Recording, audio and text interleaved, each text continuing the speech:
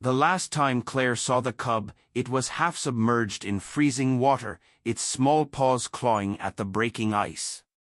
Now, years later, it stood taller than she was, and it had come straight to her. The wind coming off the lake felt like shards of glass against Claire's cheeks. She adjusted the scarf around her face, tucking it tighter into her coat, but the cold still found its way in. The frozen expanse ahead was silent except for the dull groan of shifting ice, a sound she'd grown up knowing meant danger. She had no reason to be out here that morning. She'd only intended to walk the shoreline, to clear her head before the snow piled too deep to leave her cabin at all. But as she passed the stretch where the ice narrowed between two jagged points of land, a sound cut through the wind, sharp, panicked, and unmistakably alive. Claire froze. At first, she thought it was a trick of the wind, but then it came again, a high, desperate cry. She scanned the lake's surface, and that's when she saw it, a small shape flailing in the gap where the ice had split, dark fur slicked with freezing water. The cub's front paws slapped against the jagged edge, but the ice kept breaking under its weight. "God," she whispered, her breath fogging instantly in the air. She looked around. No other movement, no sign of a mother bear nearby. That was worse, it meant the cub was alone. She knew enough about wild animals to keep her distance, but this wasn't something she could walk away from. She stepped onto the ice, testing her weight with each step. The wind caught her hood, whipping it back, and the cold burned her ears. Beneath her boots, the ice sang its warning, long, low cracks that made her knees tighten. The cub's cries grew weaker as she drew closer. Its head dipped under the surface for a terrifying second before it came up again, sputtering. Claire's heart slammed against her ribs. She dropped to her knees when she was close enough, spreading her weight, crawling forward inch by inch. Her gloves were instantly soaked as she reached toward the cub, her arm plunging into the biting water. The cub clawed at her sleeve, its tiny claws catching on the thick wool. She gritted her teeth and pulled, the cold shooting up her arm like lightning. For a moment, she thought she'd go in with it. The ice beneath her groaned and sagged, but with one last heave, the cub slid onto the ice beside her. It lay there trembling, sides heaving, water dripping from its fur in small rivers. Claire didn't dare try to hold it, but she moved herself between it and the wind, shielding it as best she could. The lake creaked again, and she knew they couldn't stay there. She had to get it to shore. The cub gave a weak shudder, water flying in tiny arcs from its fur, but it didn't try to run. Claire stayed on her knees, shifting her weight forward and testing each patch of ice before moving. Every few seconds, she glanced at the cub to make sure it was still breathing. Its sides moved in shallow bursts, but the rise and fall was there. The wind picked up again, carrying stinging flurries across the lake in ghostly waves. Somewhere deep beneath them, the water groaned, that hollow, bone-deep sound that made her pulse jump. "Come on," she whispered, her voice muffled by the scarf. She extended a hand toward the cub, not to grab it, but to urge it toward her. It gave a small whine, almost a pup-like sound, and with clumsy, staggering steps, it moved closer. The moment it reached her side, she slid one arm behind it, careful to avoid the sharp little claws. The other hand dug into the ice, pulling them both forward. Her coat soaked through instantly where the cub's wet fur pressed against her, but she ignored it. The only thing that mattered was distance from the dark hole in the ice. Halfway to shore, the ice let out a sharp, splintering crack. Her heart jolted into her throat. She froze, holding her breath, the cub pressed tight against her side. The crack didn't spread, not yet, so she crawled faster, every muscle tensed. The shore seemed impossibly far, but then her hand found snow instead of glassy ice. She almost collapsed with relief. They scrambled the last few feet onto solid ground, both of them trembling from cold and adrenaline. Claire set the cub down gently, kneeling beside it. Steam rose faintly from its wet fur in the frigid air. Its dark eyes met hers for the first time, wide and unblinking, and for a brief moment, she forgot the cold entirely. The cub gave a small huff, almost like a sigh, and then staggered toward the tree line, vanishing into the snow-covered brush without a sound. Claire stayed there for a long while, watching the spot where it had disappeared, the sound of the cracking lake still echoing in her ears. Years passed. The memory of the frozen lake had dulled at the edges, though Claire could still feel the sting of that wind when she let her mind wander back. Winter had come and gone in its steady rhythm, and she had grown older in its passing. This year, the snow arrived early and hard. For 2 days straight, a blizzard had swept across the valley, swallowing the world in white. Claire's cabin, tucked into the edge of the pines, felt smaller than usual under the weight of the storm. The windows rattled. The fire in the stove roared, but it could only do so much against the relentless cold that pressed in from every side. On the third afternoon, the wind eased, not gone, but calmer, its howl replaced by a muffled stillness. Claire stepped outside, bundled in her thickest parka and boots. The snow was deep, swallowing her calves with each step. Her breath turned to pale clouds in front of her face. She walked to the woodpile first, brushing off the heavy layer of snow and checking how much was left. That's when she noticed it, movement beyond the tree line, faint and slow against the wide-out haze. At first, she thought it was a trick of her eyes. But then the shape grew clearer, emerging from the swirling snow. Large. Solid. Steady. Her pulse quickened. The bear was massive, its fur heavy with clumps of snow, steam rising faintly from its body in the freezing air. It didn't move like a stranger. It moved with purpose, directly toward her. Claire's breath caught, and every instinct told her to back toward the cabin door. But her feet stayed rooted in the snow. Something in the bear's gaze, dark, unwavering, held her still. It stopped a few feet away, lowering its head slightly. Snowflakes clung to the curve of its muzzle. Its breath came in soft plumes. And then, deep in her chest, she felt it, a quiet certainty. This wasn't just any bear. It was the cub. The wind tugged at Claire's hood, pulling loose strands of hair across her face. She didn't move to brush them away, her eyes never left the bear. Its paws pressed deep into the snow with each step, leaving perfect impressions behind.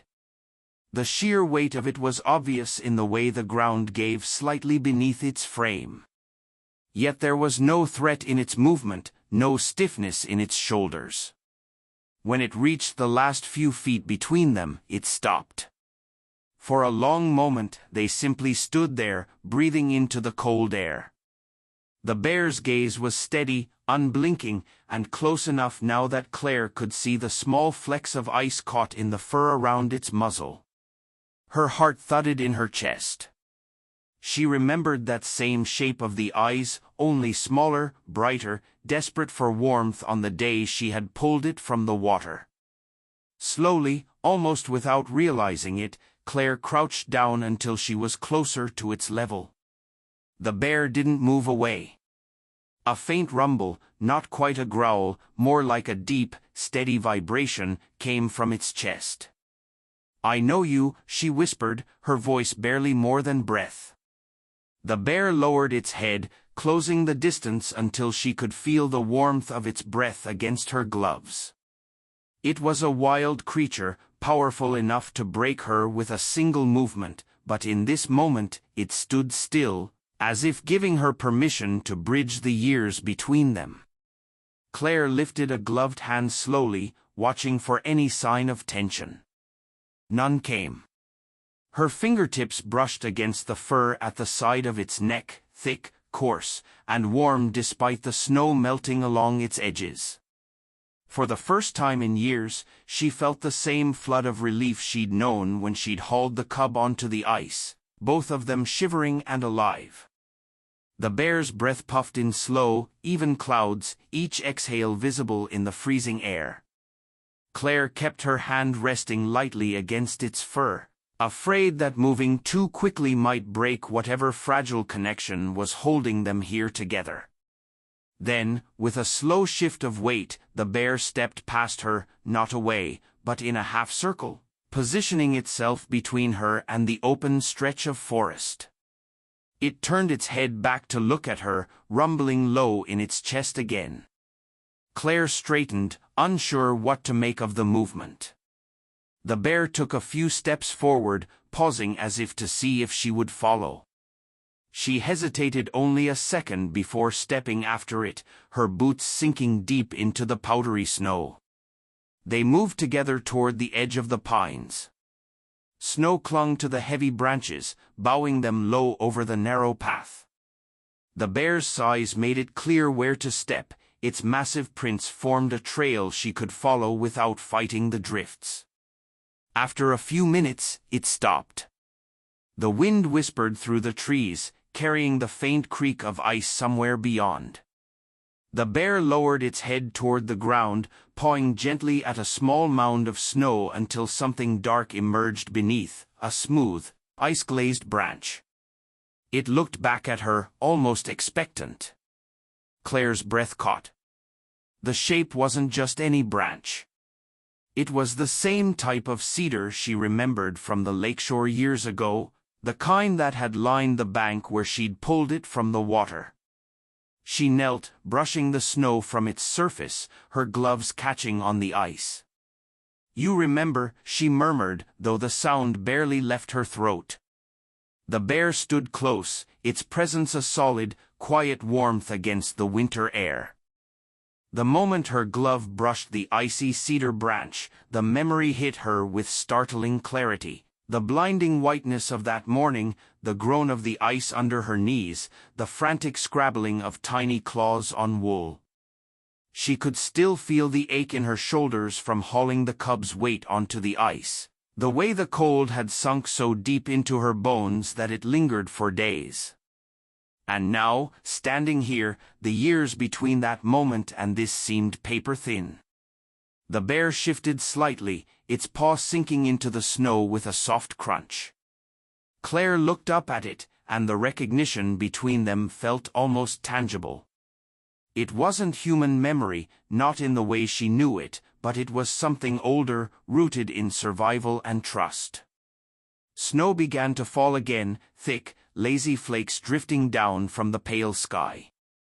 They caught in the bear's fur, clinging to its ears and shoulders until it looked as if it had been dusted in frost. Claire tilted her head back, watching the sky disappear behind the steady curtain of white. "You came back," she said softly, the words carried away almost instantly by the wind. The bear stepped closer, closing the last of the space between them, until she could feel the faint vibration of its low rumble through the air.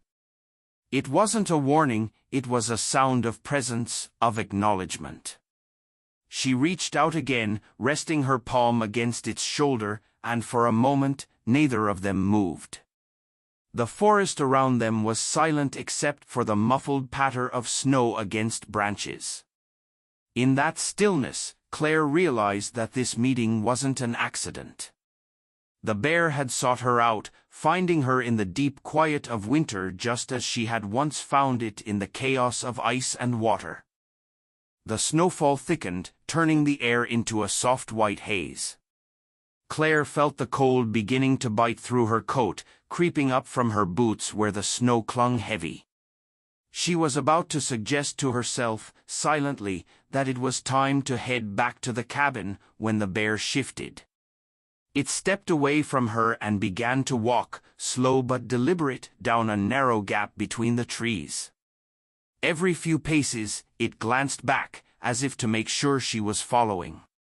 Her better judgment told her to be careful, to keep a safe distance. But something in her chest, a quiet, insistent pull, urged her forward. She adjusted her scarf and moved after it, her boots sinking deep into untouched drifts. The path wound through the pines, opening occasionally to reveal glimpses of the valley below, its frozen river glinting faintly through the snow. The bear's massive form was a constant ahead of her, dark against the pale backdrop. After several minutes, the trees thinned, and she realized where they were heading. Her stomach tightened. The lake. Even buried under snow, she knew its shape instantly. The memory of that dark gap in the ice flashed in her mind, the desperate cry, the freezing water. The bear walked to the exact spot where she had once crawled onto her belly to pull it free.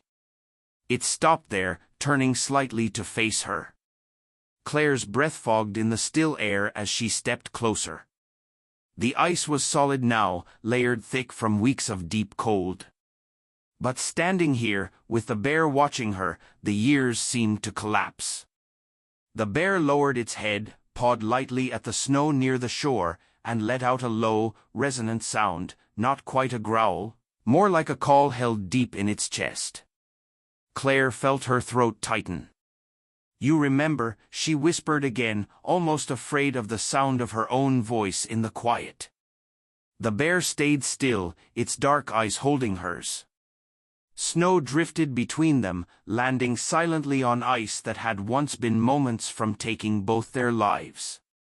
For a long moment, neither of them moved. The air between them felt heavy with unspoken memory, the kind that lived not in words but in the body, in the way the bear's stance mirrored stillness and trust, in the way her breath slowed despite the cold gnawing at her fingers. Then the bear stepped forward, its massive paw landing exactly where she remembered the jagged edge of ice had been all those years ago.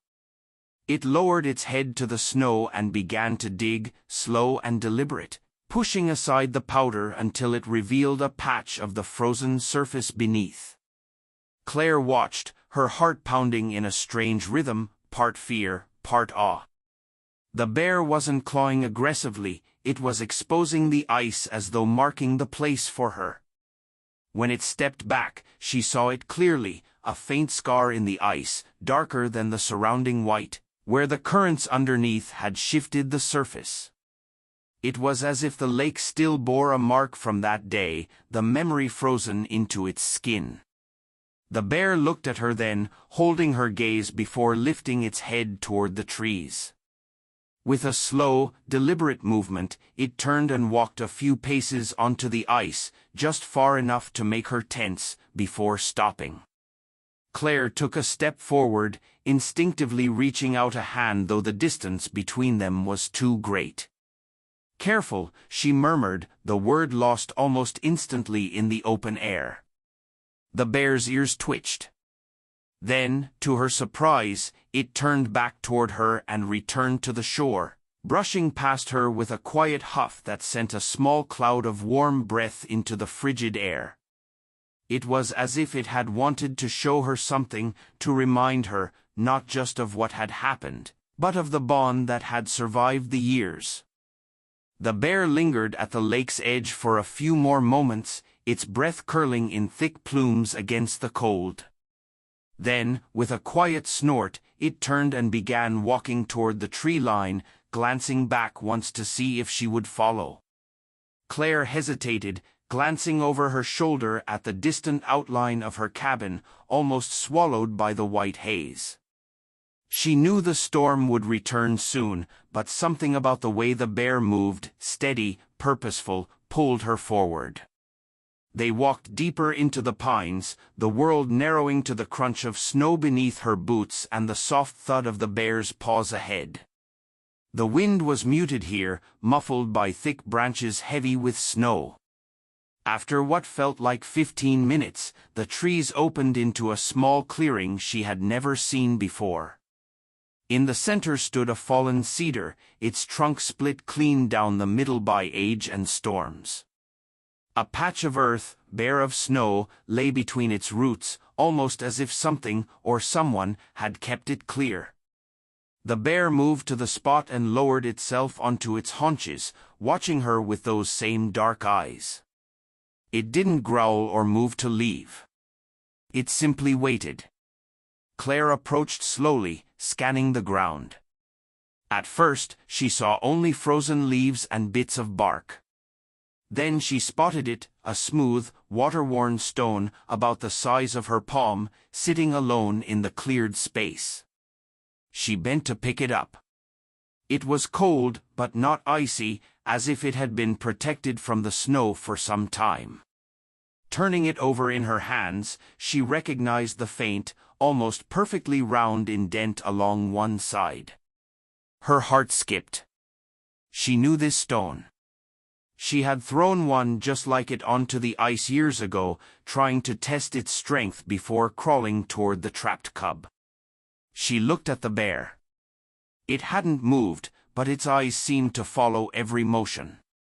She didn't know if it was possible that it had kept this place, this stone, safe, but the thought rooted her to the spot. Claire turned the stone over in her hands again, its smooth surface catching the weak winter light that filtered through the branches. She could feel the weight of it, not just in her palm, but in the memory it carried. The bear watched her without moving, its presence steady and unyielding, like the trees around them. She crouched down, placing the stone back exactly where she'd found it, between the cedar's roots.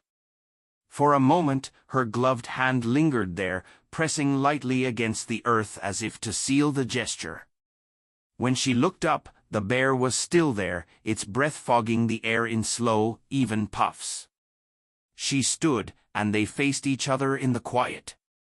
There was no need for words, everything important had already been spoken years ago, in the cold and the ice, in the desperate will to save and be saved. Snow began to fall again, heavier this time, blanketing the clearing in a fresh layer of white. The bear rose, turned toward the deeper woods, and paused, just long enough to glance back at her one last time. Their eyes met, and in that look, she felt both a farewell and a promise. Then it was gone, disappearing into the trees without a sound, leaving only its prints in the snow. Claire stood in the stillness for a long while, her breath slow, her heart steady. She knew she might never see it again. But she also knew that wasn't the point. The point was that it had remembered, and so had she. When she finally made her way back to the cabin, the storm was closing in fast, the wind picking up and erasing the trail behind her. Inside, she removed her coat and boots, lighting the fire until it roared. She stood by the window, staring out at the forest's edge where the snow now fell so thick she could see nothing beyond it. But she didn't need to. Somewhere out there, a life she'd once saved was walking under the same falling snow, and that was enough.